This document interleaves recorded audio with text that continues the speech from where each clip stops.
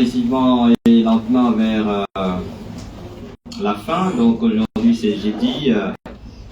Demain on va faire la dernière séance du type académique. Et puis samedi on fait le résumé, le survol, puis Andersen au plus méritant, et j'espère que vous serez tous méritants, les certificats des leaders. J'espère. Bien, voilà, aujourd'hui on va vous parler de valeurs. En fait, hier nous avons parlé des challenges, des difficultés, des obstacles, des handicaps. Mais là, nous allons parler de valeurs. Justement, et ce sont des valeurs, ce sont des vertus, ce sont des atouts qui permettent à un leader de pouvoir résoudre les problèmes qui se posent devant lui. Et rassurez-vous, c'est pour ça que les leaders sont des personnes exceptionnelles, tout simplement parce qu'ils doivent être des dépositaires de valeurs. Des dépositaires de valeurs. Et c'est pour ça qu'ils sont des personnes exceptionnelles. On les appelle des modèles, des role models en anglais, des modèles. Et c'est pour ça qu'ils influencent les autres. Parce que les personnes qui les suivent sont convaincus qu'effectivement ce sont des personnes qui méritent d'être suivies. Et donc ce sont des valeurs que vous connaissez très bien, mais qu'on va essayer de discuter ensemble. Je l'ai dit déjà, bon, évidemment, le leader, c'est pas la position, c'est pas les titres, mais le leader, c'est autre chose. Voilà. Première valeur, le travail ardu. Un leader, c'est quelqu'un qui travaille. Chers amis, si vous voulez être le leader, vous devez réduire votre nombre d'heures de sommeil. Vous avez compris? Un leader ne dort pas comme un être normal. On commence à vous dire non, il faut 8 heures par jour, non. Parce que une journée n'a que 24 heures. Si vous dormez comme tout le monde, comment vous serez différent de tout le monde? Un leader, il est différent de tout le monde. Quand j'étais Premier ministre, j'arrivais à la primature à 4h55 et je commençais à travailler à 5h et je le fais pendant 5 ans. Je n'en suis pas mort. Si quelqu'un commence à travailler à la primature à 11h et il termine à 15h, donc il a 4 heures de travail. Et moi qui ai commencé à travailler à 5h, je termine à 20h. Est-ce que nous aurons la même production? Non. C'est mathématique. Travail ardu. Et en leadership, on dit ceci. Si vous voulez récolter de bons résultats, en qualité, en quantité, vous devez aussi donner la contrepartie qui équivaut à ces quantités et à ces qualités. Ici intervient la loi de physique qui dit il n'y a pas de partie sans contrepartie.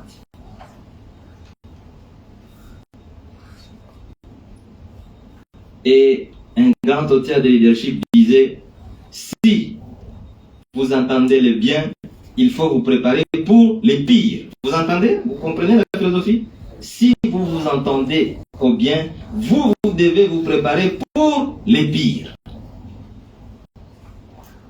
C'est-à-dire, en d'autres termes, si vous voulez avoir 10, vous devez vous préparer à avoir 20.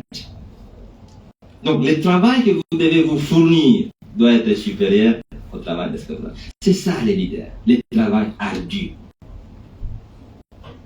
Tous les leaders, tous les meilleurs, tous ceux qui ont réussi, ils vous diront toujours, ils travaillent intensément. Le travail est devenu une nature. Au Japon, le travail est une nature. Les chefs d'entreprise, la plupart des Japonais, ils quittent leur maison les lundis. Ils ont des chambres là, dans leur compagnie, dans le pays. Quand il termine le travail, à 23h, il va dormir. Et il rejoint sa famille les vendredis soirs. Ici, on vous dira que c'est la sorcellerie. Mais dans l'entretemps, le Japon, c'est la deuxième puissance économique en termes de PIB per capita. Le sacrifice. Voilà. Quand on dit sacrifice ici, ceci ne veut pas dire que vous allez tuer la poule blanche, vous l'enterrez derrière la maison. Non, ce n'est pas ça. Sacrifice. Ah non, mais il nous a enseigné les sacrifices. Non. Les sacrifices, c'est une exigence de leadership. Lorsque, au lieu de dormir pendant 10 heures comme ceux qui veulent vivre, vous dormez pendant 6 heures, vous dormez 5 heures, et la contrepartie, vous l'affectez au travail. Ça s'appelle sacrifice. Vous comprenez? Le fait de vous soustraire d'une jouissance de quelque chose au profit d'un choix que vous avez fait, ça s'appelle le sacrifice. Là, vous êtes en train de faire le sacrifice, n'est-ce pas? C'est l'ami Kabon. Certains collègues se reposent, n'est-ce pas? Ils prennent les sucrés, ils les échangent. Mais vous continuez à travailler. Ça s'appelle ça, sacrifice. C'est ça, le sacrifice. Quand vous décidez de commencer à travailler à 5 heures du matin pour terminer à 20 heures, pendant que les autres se réveillent à 9 heures, prennent le grand déjeuner jusqu'à 10 heures, arrivent au bureau à 11 heures et ils terminent à 15 heures. Le sacrifice. C'est important. Et vous allez voir quand nous allons parler de demain des lois, parce que demain il y a plusieurs lois, mais je vais vous en donner quelques-unes. Vous allez trouver qu'il y a une loi qui s'appelle la loi des sacrifices. Donc c'est toute une loi. Donc il faut absolument que vous puissiez comprendre que le sacrifice est aussi un élément important. Il y a la production. Chers amis, il y a des spécialistes en parole. Il dit, mais moi, vous savez, si moi j'étais là, non, vous allez voir. Si moi, il vous parle énormément, mais il ne produit jamais. L'histoire du leadership ne se réfère qu'à la quantité et à la qualité du travail qui a été produit. Chers amis, vous comprenez? Produisez. Il faut produire.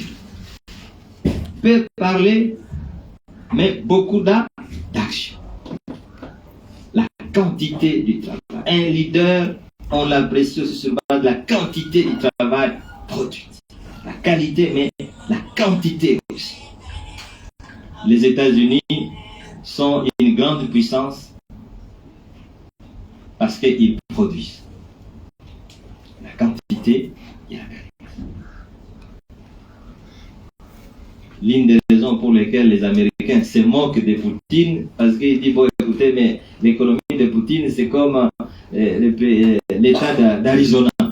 Oh, c'est comme l'Espagne. Oh, c'est comme l'Italie. Vous voyez, c'est une façon de se moquer parce qu'il y a la production. Mais vous savez que la Russie est plus grande que les États-Unis. C'est le pays le plus grand en termes d'espace au monde.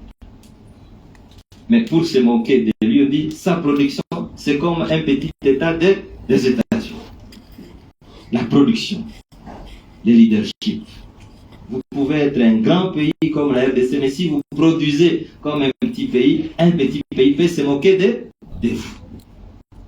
Parce que la production, c'est ce qui vous permet d'être valorisé. Si les États-Unis sont forts aujourd'hui, si les dollars s'imposent, ce n'est pas parce qu'ils s'appellent les États-Unis, c'est parce que les dollars représentent la valeur de la production. Le Japon, c'est un petit pays, mais avec une grande production. Donc, vous devez produire. Un leader, cher ami Kabongo, retenez qu'il n'y a aucun leader qui n'est pas discipliné. Tous les leaders du monde sont disciplinés. L'autodiscipline. Vous ne pouvez rien réaliser d'extraordinaire qui est retenu dans le monde si vous n'êtes pas discipliné. L'histoire du monde, elle est jalouse d'elle-même. L'histoire ne retient que des hommes disciplinés, des femmes disciplinées. Et ce n'est que si vous êtes discipliné que vous êtes en mesure de produire quelque chose de valeureux. Qu'est-ce que c'est l'autodiscipline? Qu'est-ce que c'est la discipline? On va reprendre ce que vous connaissez, la capacité d'une personne d'établir son programme, de prendre un engagement et de le respecter. À partir d'aujourd'hui, après avoir suivi le cours de M. Matata, je ne mangerai plus le fromage. Mais vous arrivez à dire, ah non, aujourd'hui je mange quand même. Vous n'êtes pas discipliné. Respectez votre décision. Vous avez dit à partir d'aujourd'hui qu'il y a embouteillage ou pas. Moi, je dois toujours arriver au cours avant 8 heures. Et les gens réalisent, mais effectivement, notre collègue, c'est ça la discipline. Si vous dites que je dois manger chaque jour à 8 heures, c'est à 8 heures que vous mangez et votre corps va se discipliner. Vous savez que Dieu a créé en nous de merveilles. Si vous décidez, vous, Kabong, de vous réveiller chaque jour à 4 heures, il ne faut même pas mettre le réveil. Vous allez voir qu'à 4 heures, vous vous réveillez. C'est la meilleure machine que Dieu a mise au monde. Quand vous voulez manger, si vous dites que j'aurai faim chaque jour à 15 heures, c'est à 15 heures, vous voyez, l'estomac vous dit, mais c'est comme Bongo, vous pouvez maintenant manger. L'autodiscipline, la capacité que vous pouvez avoir de pouvoir respecter vos engagements individuels à vous, tels que vous les avez programmés. Tous les leaders sont disciplinés. Les caractères. Caractère, ça va de pair avec la constance. Les caractères. Qu'est-ce que c'est les caractères? Cette capacité qu'un homme, qu'une femme peut avoir de rester constant, de ne pas changer à tout moment, de ne pas se métamorphoser. Aujourd'hui, vous êtes léopard. Demain, vous devenez crocodile. Après, vous devenez chauve-souris. Maintenant, on pose la question, est-ce que vous connaissez cette personne? Non, je ne connais pas. Pourquoi? Parce qu'il change à tout moment. Un leader reste un homme de caractère. Une femme de caractère. Voyez-vous, quand on appelle un chiffre caractère, vous savez qu'on appelle un chiffre caractère? Que vous soyez en Russie, 2 égale toujours 2. Dans la préhistoire, 2 égale toujours 2. C'est pour ça qu'on appelle ça caractère. Caractère parce qu'un leader doit être programmable. Lumumba était programmable parce qu'il avait une vision, l'indépendance. Les grands leaders sont programmables. Même Tshisekedi Mulumba, il avait du caractère, n'est-ce pas? Parce qu'il était constant. Il s'est battu pour la démocratie.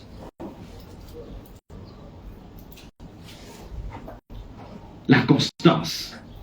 Quand vous voyez quelqu'un qui change à tout moment, aujourd'hui il est ici à gauche, demain il est à droite, après demain il est au nord.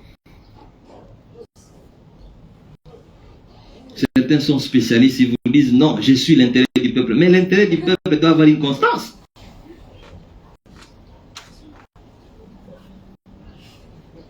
L'intérêt du peuple doit avoir une méthode, madame. Nous avons expliqué la méthode. Vous ne pouvez pas être aujourd'hui, vous êtes socialiste, demain vous êtes capitaliste, demain après-demain communiste, mais après l'extrême droite. Mais ce n'est pas possible.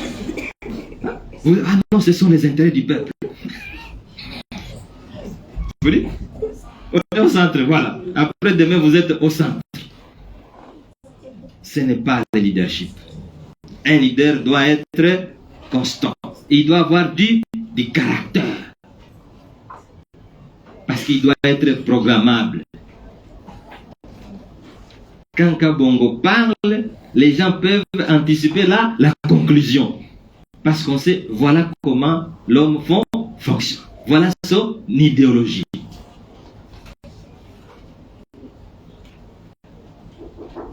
Le caractère, la constance. C'est très important, chers amis, parce que vous allez vous dire, non, mais c'est mon leader, même s'il change. Non, non, non, non. Un leader ne change pas. Un vrai leader, il est constant. Les risques. Nous avons parlé hier de la peur du risque. Aujourd'hui, on vous dit, parce que nous sommes dans les atouts, on vous dit qu'un leader doit prendre les risques. Qui ne risque rien n'a rien. Vous voulez devenir un grand leader, une femme, un homme, sachez que vous devez arrêter d'avoir peur. Surtout vous, hier vous m'avez démontré que vous avez peur de la mort. Il faut éviter d'avoir peur de la mort. Il faut mourir aussi. Pour une cause noble. Pour votre vision. Pour votre rêve.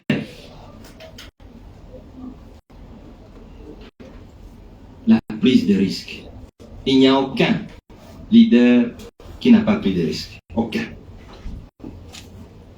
Lisez les livres de leadership. On vous dira qu'un leader doit savoir prendre des risques. Pourquoi nous l'avons dit ici? Parce que c'est un chemin difficile. C'est un chemin d'obstacles et de toute nature.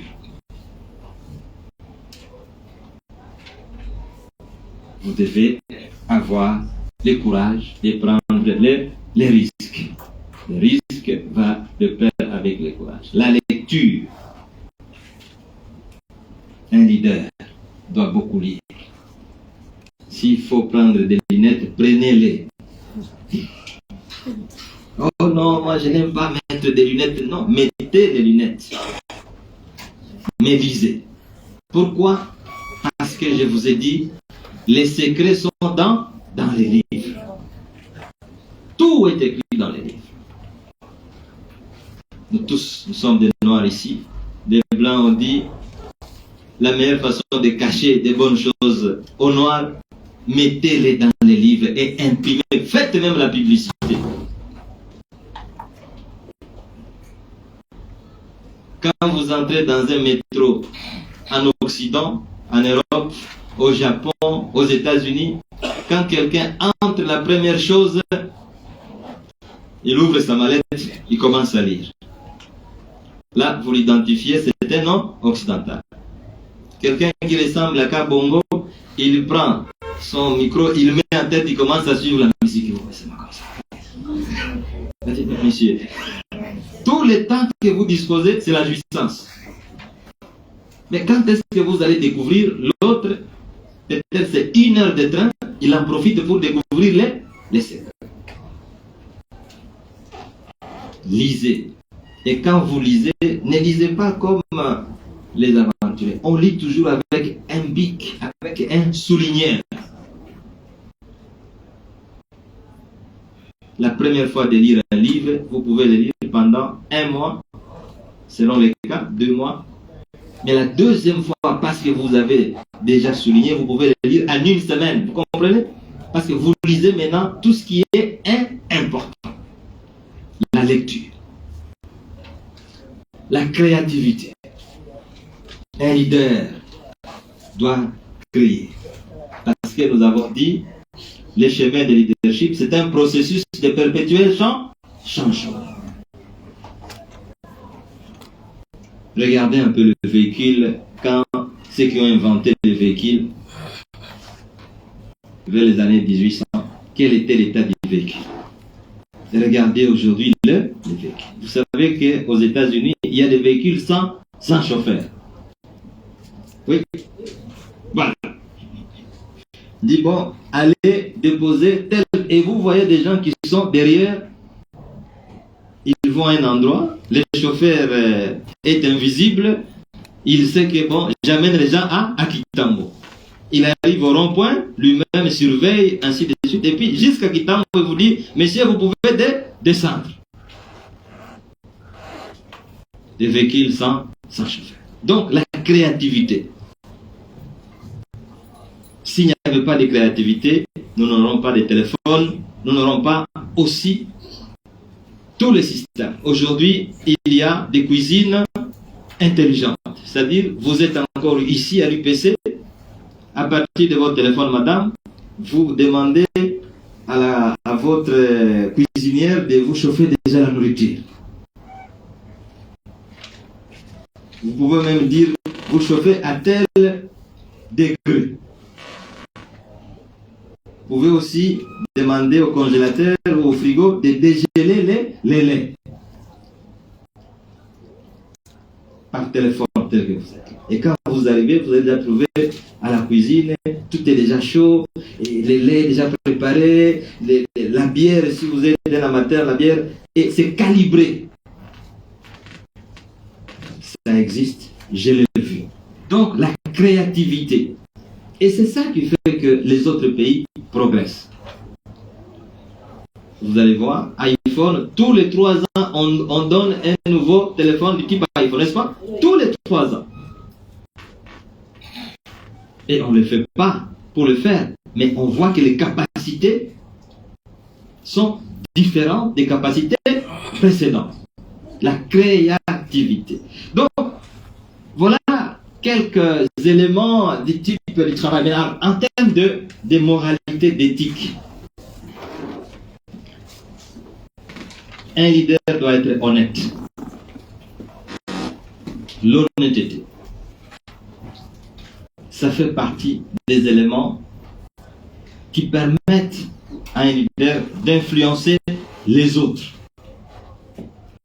Pour que les gens vous suivent, pour que les gens soient convaincus, vous devez être honnête. Parce qu'au moins, ce que vous leur dites, ils savent que c'est vrai.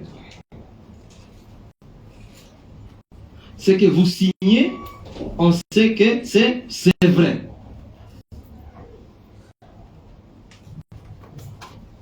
L'honnêteté, ça va de pair avec la constance, avec les caractères. C'est important, chers amis, parce que l'honnêteté, ça crée la confiance. L'autre élément qui est la confiance. Les économistes savent, la confiance a un coût. Plus le degré de confiance est élevé, plus le coût des transactions est faible. N'est-ce pas, cher ami? Donc, vous voyez que l'économie s'invite partout. Quand vous avez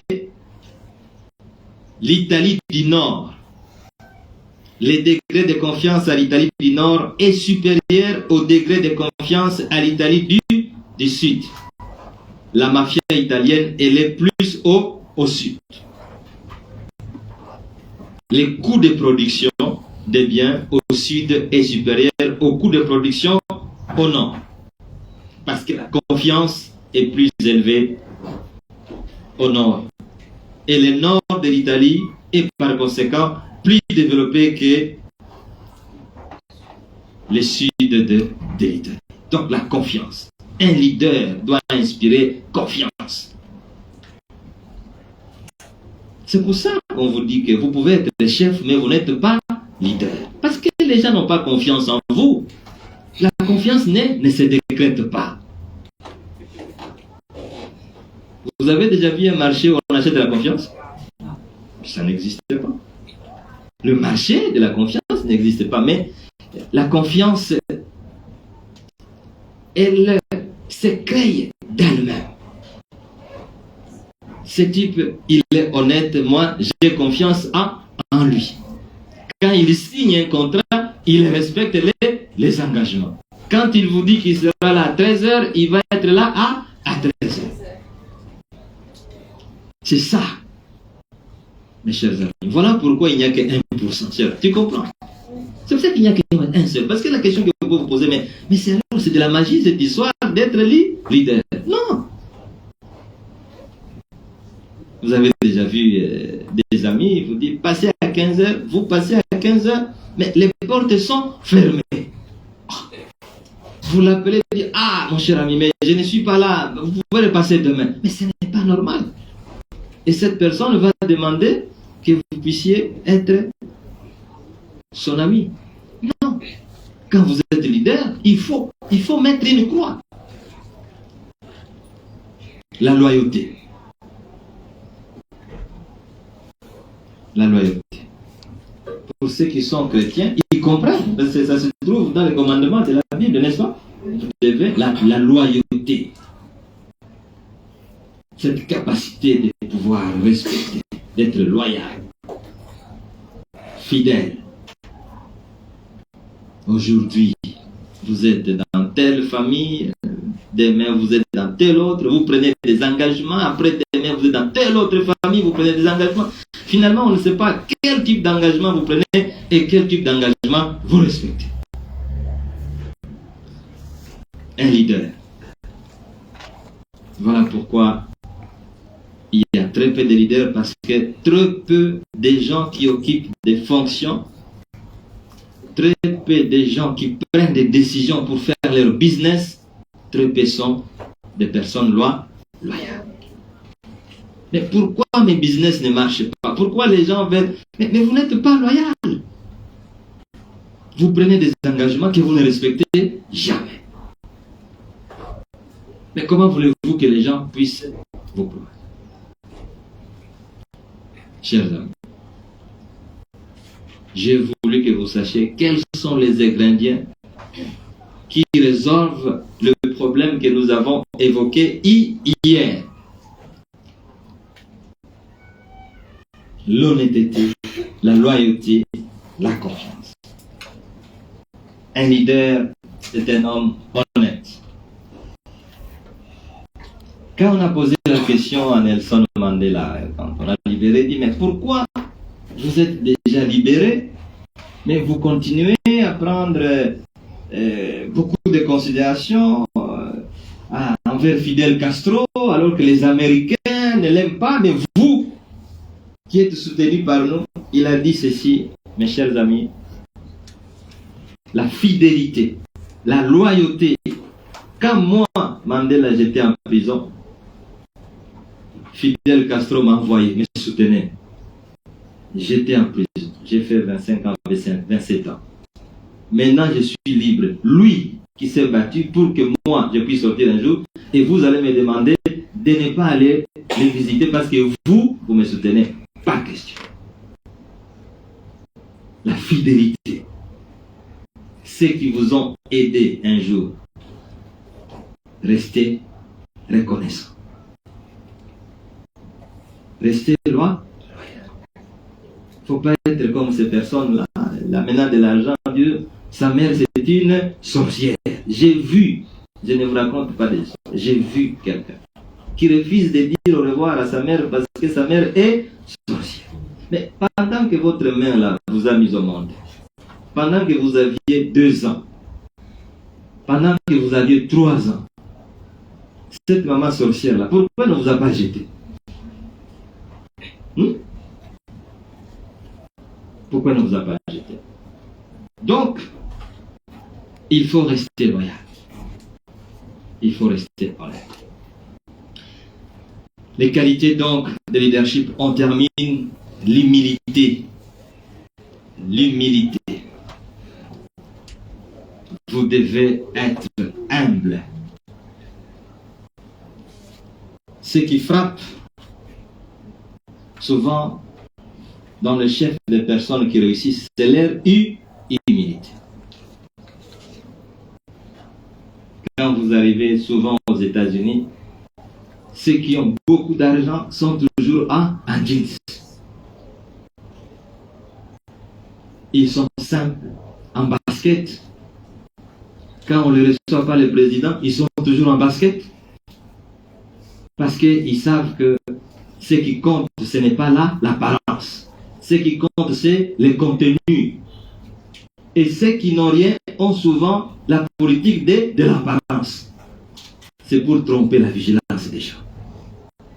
Vous ne valez rien, vous voulez montrer aux autres que vous valez beaucoup. Et cette capacité de dédoublement, c'est ce qui tue les gens. Vous n'avez rien, mais vous voulez démontrer que vous avez la flexibilité. Pour terminer, vous devez être flexible, mais tout en restant constant. Lorsqu'il faut réajuster votre programme, votre vision, parce que les circonstances l'obligent, faites-les. La flexibilité ne vous éloigne pas, nous l'avons dit, de votre objectif. Voilà donc, chers amis, toutes ces valeurs conduisent à l'excellence. Vous voulez chercher l'excellence? Voilà le chemin difficile à emprunter. L'excellence, c'est un produit rare. L'excellence, c'est le sommet de la montagne. Mais pour y arriver, il faut monter. L'excellence, c'est la contrepartie du sacrifice, du travail ardu. Et lorsque vous avez l'excellence, automatiquement ça vous amène au progrès et à la réussite. Voilà, chers amis, notre séance d'aujourd'hui. Nous avons donc essayé de rester le plus ponctuel possible. Et quelle heure, 12h31 minutes. 12h31. Donc nous sommes en dépassement d'1 minute, mais je crois avoir parlé de valeurs. Demain, nous parlerons des lois. Parce que le monde ici est dirigé par les lois. Même quand Dieu créa le monde, il a créé des lois. C'est pour ça qu'il y a les jours et la nuit. C'est pour ça qu'il y a une semaine, il y a une année, parce que ce sont des lois qui disent. Et si vous voulez aussi devenir grand leader, sachez qu'il y a des lois pour devenir leader. Donc on terminera demain, vendredi, parce que samedi nous allons faire le résumé. Et comme j'ai demandé à Patrick, des leaders, dames et des leaders, hommes vont nous démontrer qu'après cette séance, ils ont pris l'engagement de devenir leaders. Voilà. Merci beaucoup.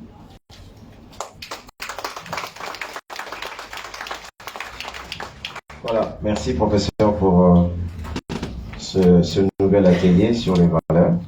Alors aujourd'hui, exceptionnellement, compte tenu des contraintes professionnelles du prof, nous ne procéderons pas à des séries de questions. Nous allons prendre les questions une seule fois et puis le professeur va répondre. Question qu'à 13h juste au plus tard, que nous puissions déjà suspendre la séance. Voilà, on prend... Oh, il y a Floride qui dit qu'il y a aussi des questions des internautes, des gens qui suivent cet atelier en ligne, donc il y a quelques questions. Priorité d'abord pour ceux qui sont présents, n'est-ce pas? Oui. Voilà. Donc on prend 5 questions. Bon, aujourd'hui, exceptionnellement, on va un peu laisser la parole aux nouvelles têtes, hein, parce qu'il y a des gens qui ont l'habitude, on donne aussi l'occasion aux autres. Mademoiselle qui en lunettes, juste à côté du prof. Donc vous posez directement la question. Ne faites pas des observations parce que nous pourrons après. Non, présentez-vous. Présentez-vous. Même si c'est ma voisine, je suis déjà habitué à elle, mais elle doit quand même se présenter. Merci beaucoup pour la parole. Je me présente Americani. Hein? Americani. Oh, that's good. Americani. L2, FBR. LP, hein? Oui. Alors, ma question est celle-ci. Vous avez dit l'autre fois que le management est différent de leader. Vous avez dit un leader, c'est celui, la personne qui a un rêve, une vision. Alors, un manager, vous avez dit que c'est celui qui a des objectifs. Alors, pensez-vous pas que avoir des objectifs, c'est avoir une vision? C'est ma question, merci.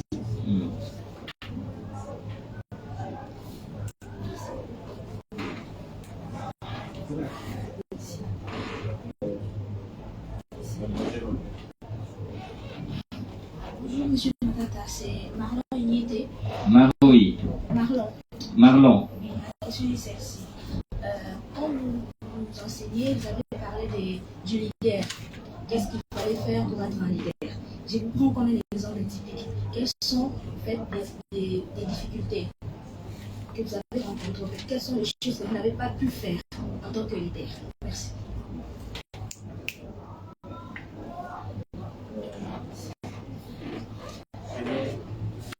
Merci, prof, pour la parole.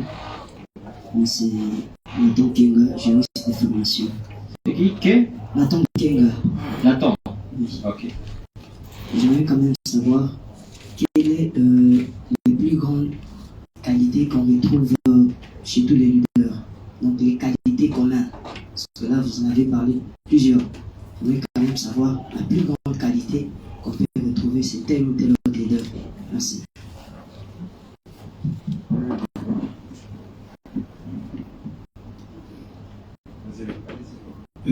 Moi, c'est Lionel KMB, étudiant en L2 économie mathématique. Professeur, je vais me poser une question, c'est par rapport aux valeurs d'un leader. Nous constatons aujourd'hui qu'il y a des gens qui aspirent à devenir leader, mais qui ont un antivaleur qui est pressé.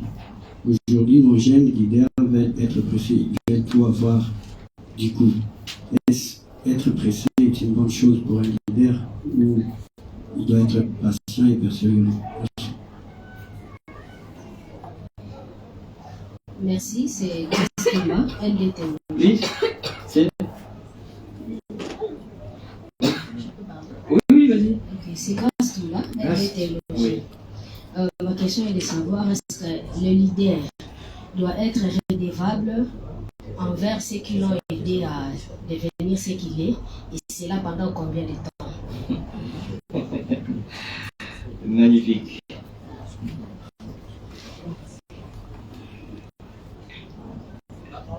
Oui. On peut y avoir deux autres questions, et puis on passe aux questions des internautes. Bonjour, moi c'est Julien Bagnéné, étudiant en L1 économie monétaire. Oui. Par rapport aux vertus d'un leader, souvent nous entendons que pour préserver le pouvoir d'un pays, il faut souvent se salir les mains. Alors, ce contexte de se salir les mains, est-il un sacrifice par rapport à ceux qui sont repris aux atouts majeurs d'un leader ou pas? Merci.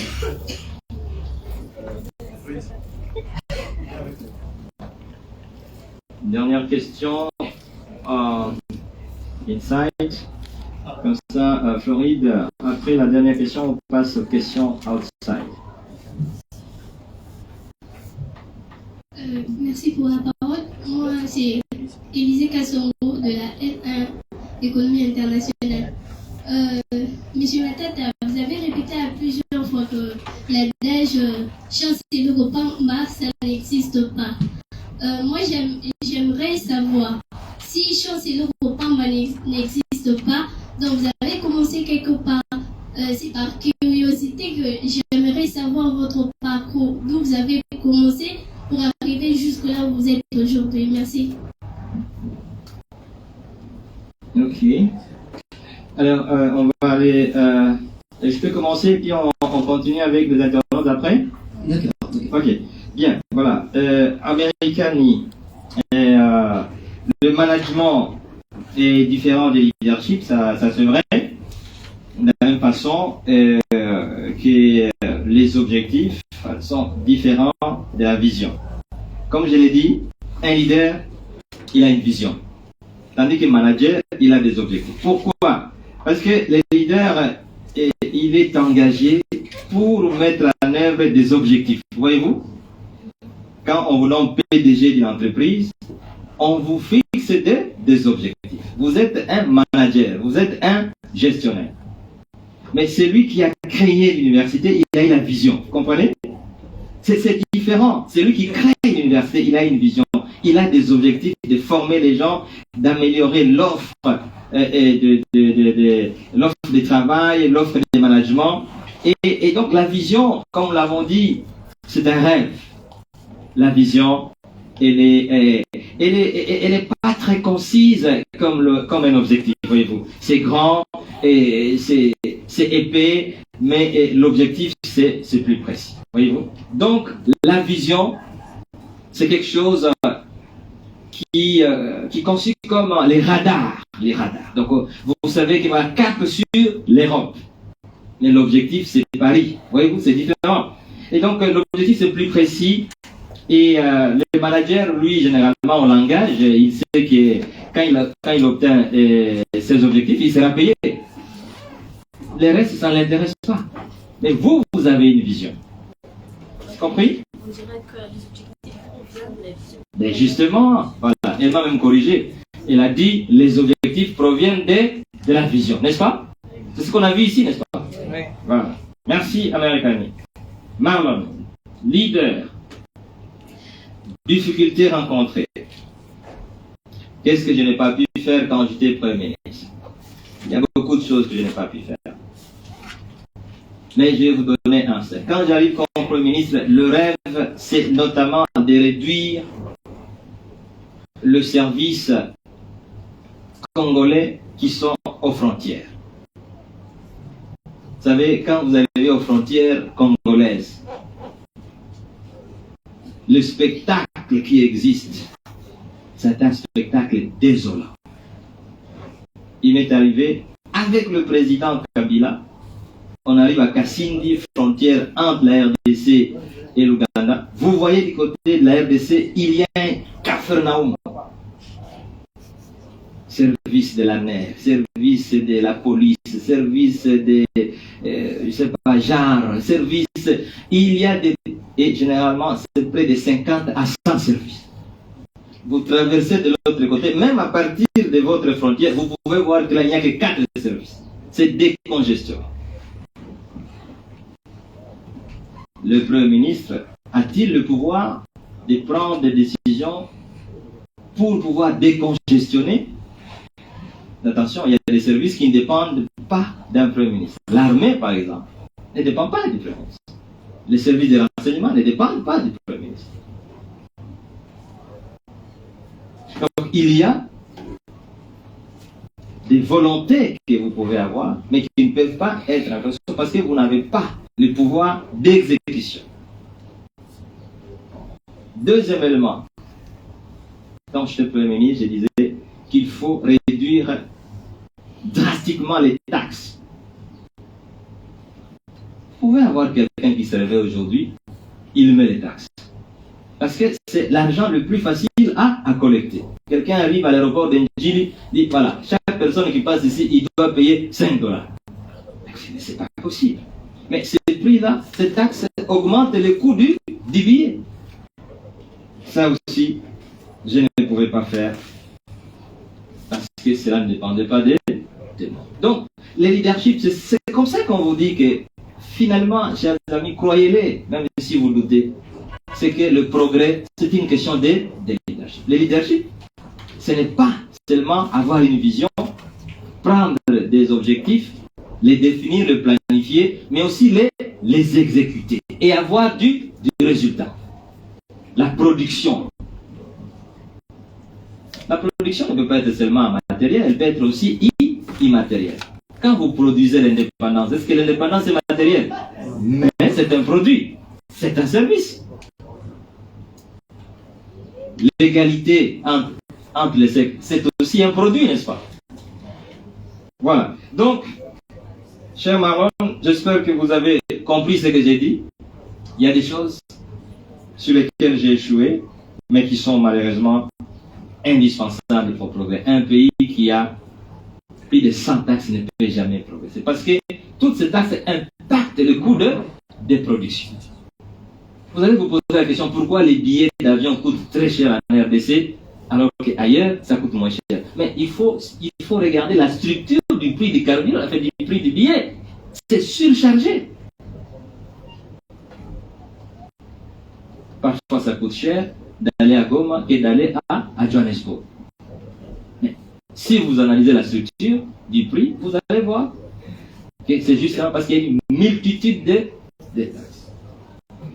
Nathan, les grands leaders, est-ce qu'il y a la plus grande qualité d'un leader qu'il faut prendre en compte? Je pense que toutes les qualités sont essentielles.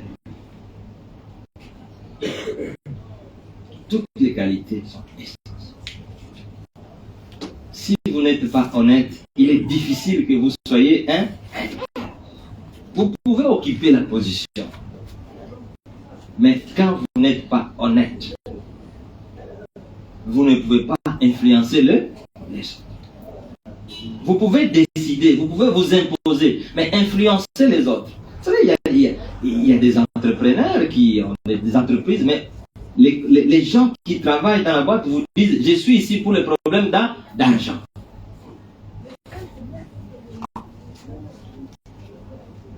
Si vous n'êtes pas honnête, vous ne pouvez pas influencer. Si vous n'êtes pas loyal, vous ne pouvez pas. Si vous ne travaillez pas beaucoup, comment voulez-vous que les gens puissent faire? Donc, je pense qu'il faut prendre en compte toutes les qualités. C'est pour ça qu'il n'y a qu'1%. Je ne sais pas si on me pose la question, on dit: bon, qu'est-ce que je peux laisser à côté pour qu'il soit quand même leader? C'est ça? Non. Si vous voulez être un leader complet, prenez tout le package pour être dans les 1%. D'ailleurs, vous devez être fier ici en RDC, c'est moins d'1%. Donc vous serez parmi les gens qui vont relever. KMB, les antivaleurs. Est-ce qu'on peut être un leader avec des antivaleurs comme celle de se précipiter, d'être pressé? Non. Un leader n'est jamais pressé. Quand vous êtes pressé, vous allez rater l'essentiel. Le leadership, nous l'avons dit ici, c'est un processus. Quand vous quittez l'université, automatiquement, vous voulez devenir chef d'un parti politique. Mais est-ce que vraiment c'est ça être leader? À 23 ans, vous créez votre parti parce que, bon, vous voulez être comme les... C'est comme quelqu'un qui naît aujourd'hui, il dit à son papa: comme vous êtes millionnaire, je vais aussi courir. Il a dit: mais qu'est-ce que moi je peux faire? Vous ne pouvez pas courir, il faut attendre.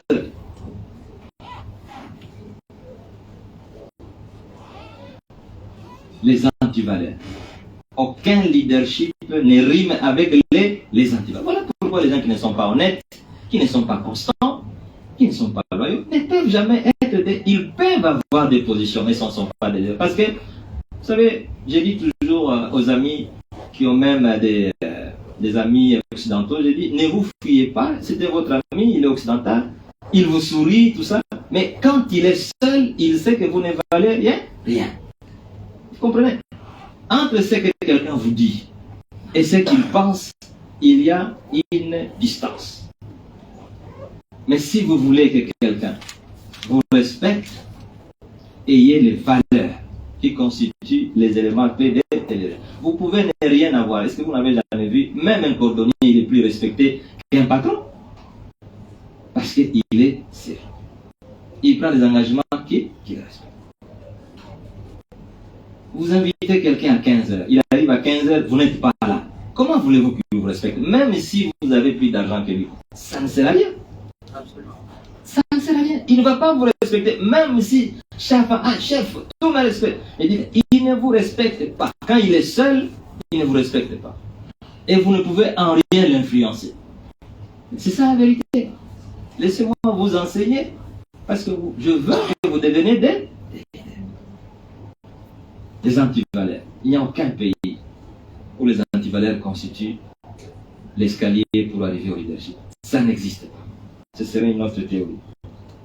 Grâce. Est-ce que vous êtes un leader est redevable? Bien sûr.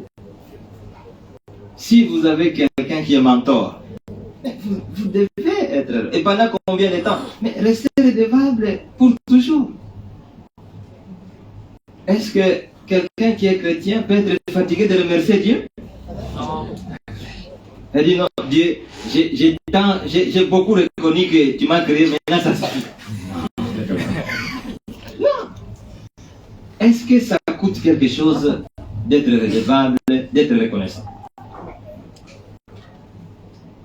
Est-ce que vous savez que la gratitude, ça fait partie des vertus? Il faut être reconnaissant. Rien qu'être reconnaissant, ça peut vous attirer beaucoup de bonheur. Reconnaissant. Il y a des gens qui ne sont pas reconnaissants. C'est très mauvais. La reconnaissance, la gratitude.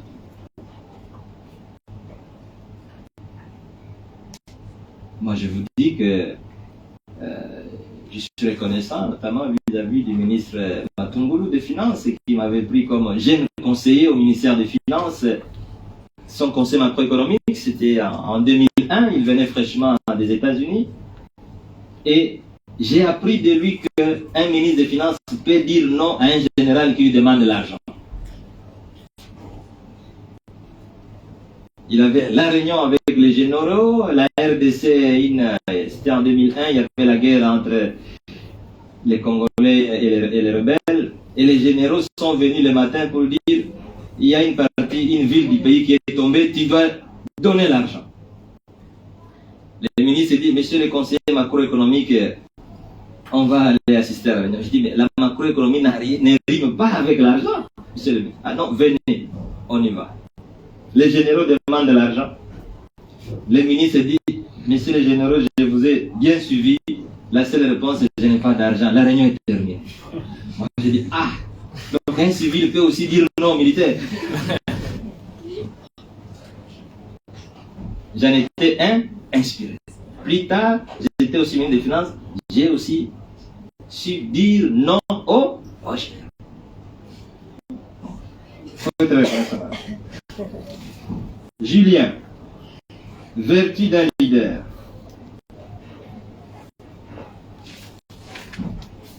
Est-ce qu'il faut se salir les mains?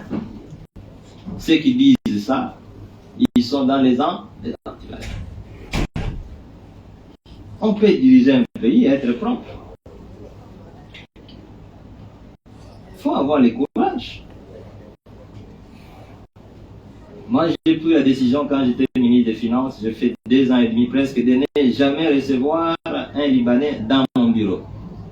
Et j'ai fait 2 ans et demi, je n'ai pas reçu un Libanais dans mon bureau.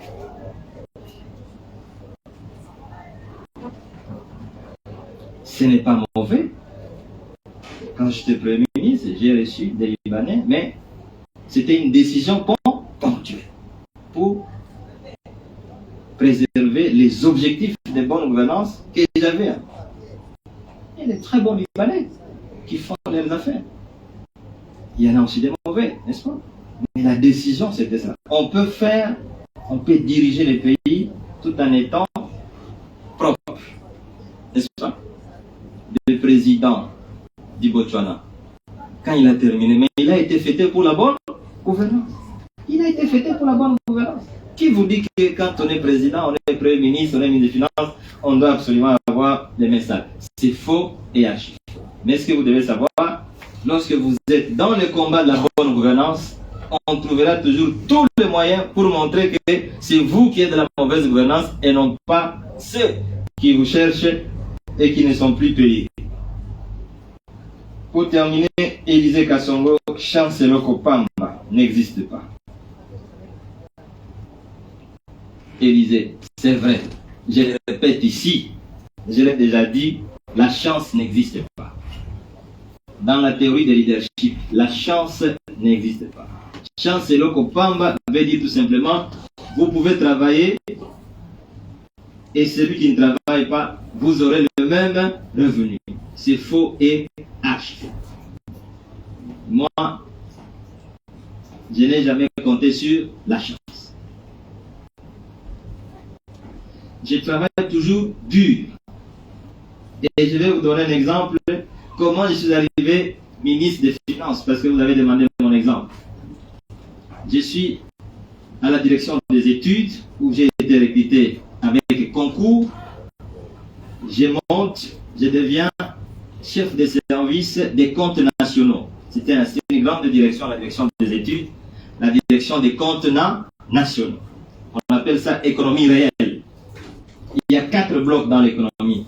Il y a l'économie réelle qui s'occupe de la production, il y a les finances publiques qui s'occupent des recettes et dépenses, il y a le secteur monétaire, il y a services monnaie et crédit, et il y a les relations extérieures, les relations avec le reste du monde. Je suis en train de travailler et je vois un grand directeur de la trésorerie qui entre dans mon bureau et dit « Bonjour, monsieur Matata ». J'ai dit « Bonjour, monsieur le directeur ». Un ministre des Finances m'a demandé de lui chercher un bon économiste à la direction des études pour qu'il soit son conseiller macroéconomique. J'ai pensé à vous, parce que vous répondez aux critères.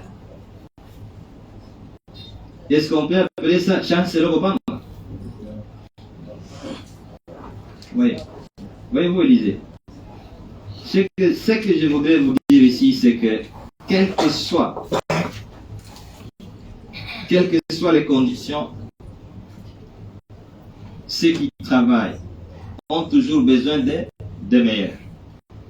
Vous pouvez être ministre des Finances aujourd'hui, même si vous avez beaucoup de frères et de sœurs qui n'ont pas de travail. Lorsque vous avez besoin d'avoir un conseiller qui doit bien vous conseiller, vous n'allez pas prendre votre petite sœur.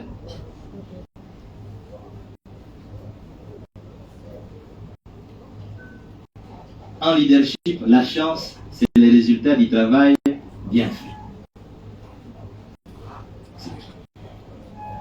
Il n'y a pas de chance. Je le répète encore, il n'y a pas de...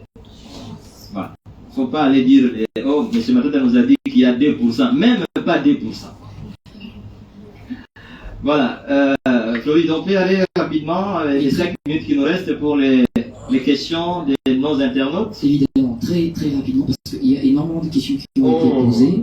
J'ai retenu deux que je trouve, à mon avis, récurrentes.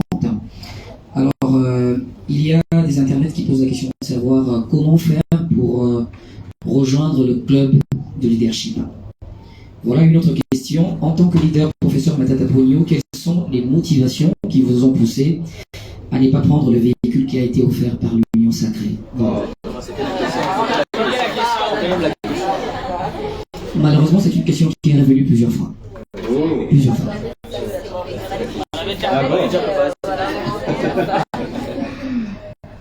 Bon, comment rejoindre l'école de leadership? Je crois qu'il faut voir ça avec Patrick. Notre école de leadership, c'est une école qui est formalisée, acceptée, institutionnalisée ici au sein de cette université. Et il y a donc des structures. Nous sommes en train de recruter des jeunes brillants, notamment Divine qui est là, qui est une ancienne d'ici, non? Et qui a eu beaucoup de distinctions. Nous cherchons le meilleur. Elle est là. Donc, il y a aussi Divine qui est aussi... Sharon, dont les distinctions sont pratiquement de l'eau à boire. Une fille brillante aussi. Et elle va rejoindre donc après sa licence de l'école. Nous voulons former des meilleurs. Le monde est dirigé par les... Qu'on ne vous trompe pas. Donc, il peut contacter M. Patrick Lucao. Patrick Lucao, il faudra donc communiquer vos coordonnées, n'est-ce pas? Alors, pour terminer, pourquoi j'ai pas voulu prendre le véhicule Hyundai, mes chers amis, mais je l'ai motivé, si vous avez lu ma lettre. D'abord, c'est un signe de mauvaise gouvernance, comme je l'ai dit. C'est un signe de mauvaise gouvernance. Comment vous pouvez justifier qu'il y a des députés provinciaux qui ont déjà fait plus de 10 mois pour certains, 5 mois pour certains ne sont pas payés, et vous allez acheter des véhicules pour des sénateurs pendant que les autres ne sont pas payés? Est-ce que c'est normal? C'est la gouvernance, n'est-ce pas? Posez la question. Il y a beaucoup et vous avez vu, il y a même des sénateurs, enfin des députés provinciaux qui ont été chassés des hôtels. Deuxièmement, c'est aussi un acte de détournement parce que le budget n'a pas prévu de payer le véhicule aux sénateurs. Le détournement, c'est quoi? Ça veut dire sortir le fonds d'un objectif à un autre, n'est-ce pas? C'est ça qu'on appelle le détournement. Troisièmement, c'est aussi un problème de rationalité. C'est un problème de rationalité. 40 millions de dollars, comme je l'ai dit, si vous faites 10 millions par université, ça vous fait 4 universités. Toute université ne peut pas avoir la dimension d'une université protestante. Est-ce qu'une université protestante, quand elle a commencé, elle était aussi grande comme elle est aujourd'hui? Non. Même Harvard. Vous savez que Harvard, qui est la meilleure université du monde aujourd'hui, Harvard, c'est comme toute la commune de Lingwala. Ah oui? Quand vous prenez un taxi à l'aéroport de Boston, vous dites que amenez-moi à l'université de Harvard, la première question, quel avenir? Oui, vous dites quel avenir? Mais vous savez que cette université est née d'une maison d'un pasteur qui s'appelait John Harvard. Une maison dans la ville de Boston. Et donc, une université peut commencer avec 10 millions de dollars. Et donc, avec 40 millions, on construit 4 universités. Congo Airways. Quelqu'un m'a posé la question ici, le problème de Congo Airways, lors de nos cours. Quand j'étais Premier ministre, on a acheté des Airbus, chacun à 25 millions de dollars. C'est des Airbus de 320.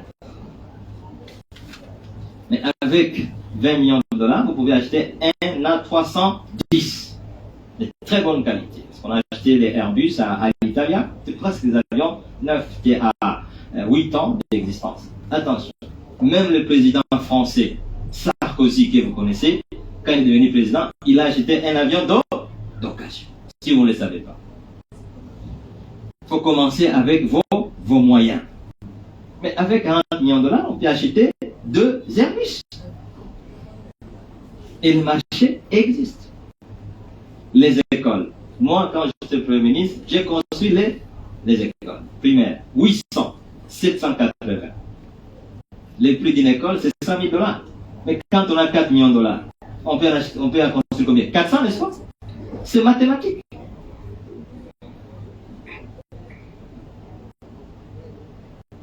Les transports. 100 000 dollars le bus. Combien on peut en acheter? Voyons. Et donc, ce n'est pas un mystère. Ce n'est pas un mystère. Bon, évidemment, ça ne fait jamais le plaisir de beaucoup de gens, mais je pense que le leadership, c'est ça aussi, n'est-ce pas? Il faut avoir le courage. Il faut prendre les risques. Je vois que vous avez bien assimilé la leçon. Bien, voilà, chers amis, je crois qu'on est en dépassement de quelques minutes. On a fait un effort pour rester dans les temps. Les leaders qui vont continuer ce chemin avec nous, ils verront par exemple que l'usage du temps, c'est aussi un facteur important d'un leader. Mais on ne peut pas tout vous donner en une semaine. Nous sommes en train de vous donner l'essentiel. Mais ceux qui vont poursuivre avec nous ce chemin pour devenir des féticheurs de leadership, ils apprendront par exemple que la gestion du temps, c'est un facteur important d'un leader. Donc, demain, on se retrouve avec les lois sur le leadership. Et vous vous préparez pour samedi pour bien mériter votre certificat. Merci et bon appétit. Merci, professeur.